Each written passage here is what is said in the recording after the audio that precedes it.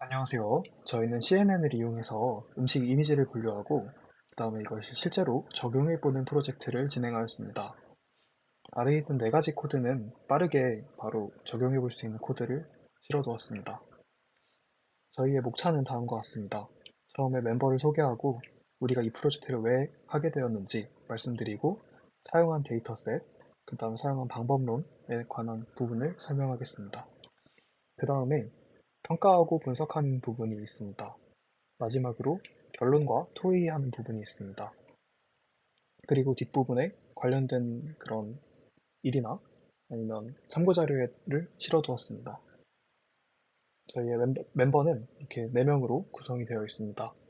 이렇게 역할을 나눠두기는 했지만 실제로 매주 만나서 회의를 하면서 저희가 어떤 것을 하고 있고 어떤 것을 더 해야 되는지에 대해서 서로 의논하고 함께 하였습니다. 그리고 GitHub 관리라고 했지만 사실은 이제 같이 썼습니다.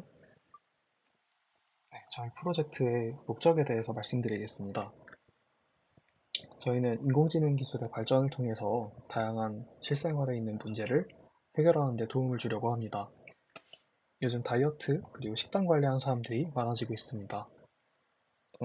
저희가 처음에 만들려고 했던 거는 음식 사진을 찍으면 그것이 몇 칼로리인지 그런 거를 알려주는 것을 만들고 싶었지만 그 전 단계로 이 음식이 어떤 음식인지를 분류하는 이미지 분류에 대한 프로젝트를 하게 되었습니다. 그래서 이것이 식단 관리를 넘어서 나중에는 다양한 분야로 확장돼서 도움을 줄 수 있겠습니다. 그래서 지금 현재로서는 인공지능이 얼마나 정확하게 음식을 분류할 수 있고 또 어떻게 할 수 있는지에 대해서 학습을 해볼 수 있는 기회라고 생각합니다. 네, 저희는 이렇게 레스넷, 알렉스넷, VGG 등 이미지 분류하는 다양한 딥러닝 모델을 활용해서 성능 비교를 해보았습니다. 또한 어떤 것이 최적인지 찾아보았습니다. 그 다음에 세 가지 시각화 기법을 통해서 이러한 시각화 기법을 통해서 음, 어떤 가중치들이 중요했는지를 확인해 보았습니다. 그래서 그런 것들을 확인해서 어떻게 하면 더 성능 개선을 할 수 있는지에 대해서 생각해 보았습니다. 다음으로 저희 프로젝트에 사용된 데이터셋에 대해서 말씀드리겠습니다. 저희 데이터셋은 캐글에 이러한 이미지를 이용하였습니다. 24,000개 정도의 사진이 있는데 거기는 34개 종류의 다양한 나라의 음식이 포함되어 있습니다. 그래서 이러한 음식들을 이용하였습니다. 각 종류별로 약 200장에서 1600장 정도 차이는 좀 있지만 그 정도의 이미지를 사용했습니다. 그래서 이러한 이미지를 통해서 학습을 시킬 때 훈련용으로는 70%를 주고 일단 검증용으로 15%, 테스트로 15%를 할당하였습니다. 보통 훈련만 하고 테스트만 하는 경우가 많은데 저희가 검증 테스트를 넣은 이유는 이 하이퍼 파라미터를 조절해서 좀 더 성능을 올릴 수 있기 때문에 그렇게 하였습니다. 일단 추가로 저희 팀원들이 각자 실제로 음식 사진을 찍어서 테스트할 때 몇 개 넣어보기도 했습니다. 이따가 그 실제로 돌려보는 영상을 보여드리겠습니다. 그 다음으로는 이 저희가 사용한 원리에 대해서 한번 말씀드리겠습니다. 처음에 이제 데이터를 입력할 때 약간 전처리하는 과정이 있는데 회전하고 이동하고 스케일링하고 그런 식으로 해서 과적합을 방지하고 좀 더 학습하기에 좋은 형태로 만들어주는 것입니다. 일단 이렇게 세 가지의 그 모델을 사용한다고 했었죠. 그래서 이제 그런 각각의 모델들의 특징을 이렇게 정리를 해두었습니다. 사이트에서 읽어보시면 좋을 것 같습니다. 그다음에 시각화 기법으로도 세 가지가 있었는데 이런 거, 이런 거, 이런 게 있었죠. 그래서 각각 고차원에 있는 거를 2, 3차원으로 내려서 잘 볼 수 있게 나타내주고 또 어떤 특징 같은 거, 패턴이나 특징을 좀 이렇게 잘 찾아내는 기법이라고 합니다.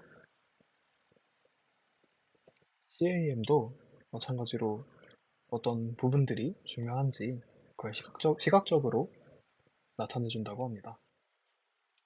이번에는 저희 결과 분석을 한번 해보겠습니다. 저는 이렇게 세 가지 모델을 사용해서 반복수에 따라서 트레인과 밸리데이션 세트의 정확도 그리고 손실값을 그래프로 나타내 보았습니다. 먼저 정확도 그래프에서는 이렇게 모델별로 빨간색으로 갈수록 즉 레즈넷 50이 가장 정확도가 좋은 것으로 나타났습니다. 로스 그래프에서도 빨간색 레즈넷 50이 가장 로스가 적은 것으로 나타났습니다. 그래서 이 레슨넷 50이 가장 정확한 예측을 수행함을 의미합니다. 다음은 세 가지 시각화 기법이 있었는데 첫 번째로 CNN 필터 비주얼라이제이션은 이런 식으로 간단한 패턴과 선을 표현하고 있습니다. 다음 TSN이 이거는 2차원 혹은 3차원에다가 그래프를 뭉쳐서 특징을 표현하는 것이었죠. 다음에 캠 비주얼라이제이션은 특징이 있는 것을 이렇게 시각화해서 보여주는 거였습니다. 아이스크림이랑 이제 막 스푼이랑 있는데 그럴 때 아이스크림만 인식하는 것을 볼 수 있었습니다. 그 이후에는 저희가 직접 찍은 사진들 그것을 이거 레슨 50을 활용해서 분류해 보았습니다. 근데 99%막 100%에 가깝게 되게 정확도가 높은 것을 볼 수 있습니다. 나중에 뭐 다른 더 복잡한 이미지 분류할 때에도 더 도움이 되면 좋겠습니다. 다음 아래에 있는 이미지는 연어 초밥 모양의 신발입니다. 그래서 재미삼아 한번 넣어보았는데 이것도 99%로 초밥으로 분류를 했습니다. 마지막으로 결론 부분에 대해서 말씀드리겠습니다. 저희는 이번 프로젝트를 통해서 레스넷 50, 알렉스넷, VGG와 같은 다양한 딥러닝 모델을 활용해서 이미지를 분류해보고 성능을 비교해보았습니다. 그 결과 레스넷 50 모델이 가장 높은 정확도를 보여주었습니다.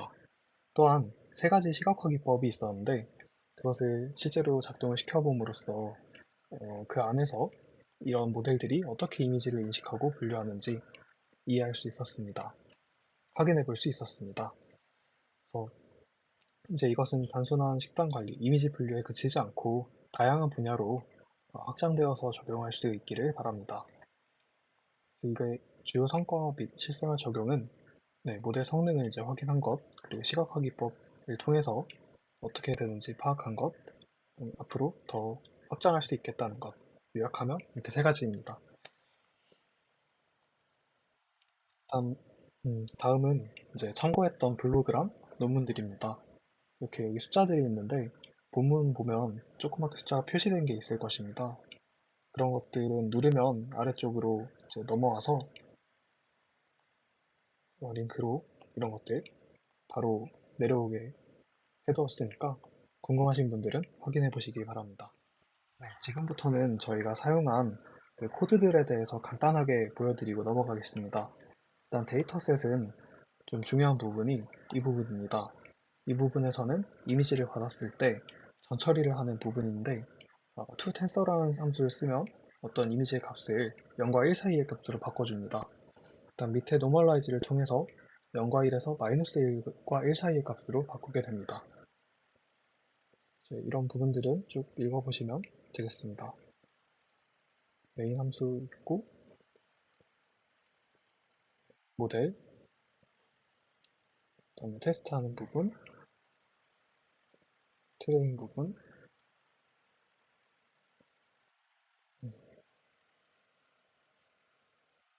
이렇게 시각화해서 플롯 그리는 부분까지 다 있으니까 확인해 보시기 바랍니다.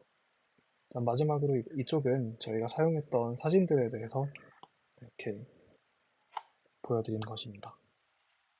이거는 직접 저희가 저희 이미지를 레슨넷 50을 이용해서 어떻게 분류되는지 확인해보는 것을 찍은 것입니다.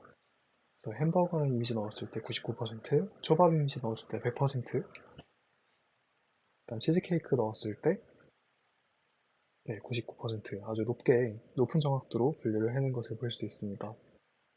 그리고 하나 분류하는데 약 1초 정도밖에 걸리지 않는 것을 볼 수 있었습니다. 지금까지 시청해주셔서 감사합니다.